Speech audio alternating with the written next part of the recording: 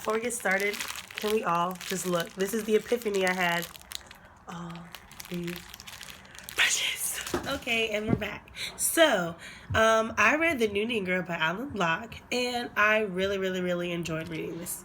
So, basically, he talks about the new Negro and what it is. And I like all the examples he gave portraying what a new Negro is in today's society. Oops. And what it was back then.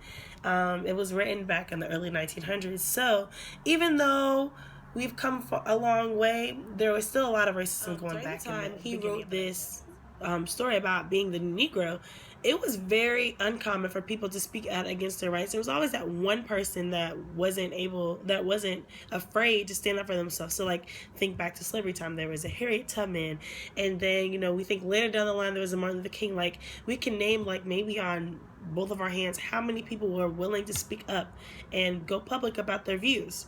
And this is one of them. The new Negro is basically a person who is not afraid to stand up for what they believe in.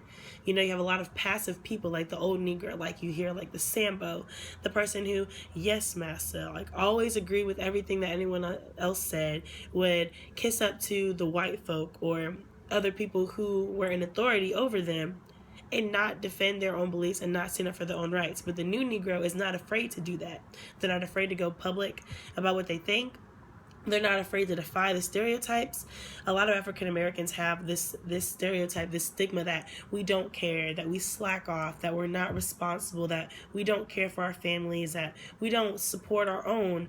And sometimes we can live up to that stigma. But the new Negro defies the old stereotype that was given to us by people who were demeaning and were derogatory to us. And we defy the standards that society set for us in previous generations. Refreshing. Now, I'm going to choose a quote or something from the passage, and it's on page 161, the first indented paragraph. It goes, "Could such a metamorphosis have taken place as suddenly as it appeared to?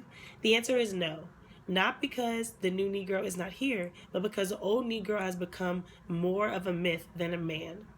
When it says more of a myth than a man, that's like what I said earlier, like the stigma that has been given to black people that lazy, uneducated, things of that nature have been our labels for so long that even though there are educated African American male and females in this world, it's still an overarching fact that, or not fact, but what used to be a fact, or what using this term as a myth, that we were never educated, that we never tried, we didn't care, we don't love ourselves, we don't support ourselves. Even though we're beginning to now, because this label has been here so long, it's kind of hard to tell that there is a new Negro.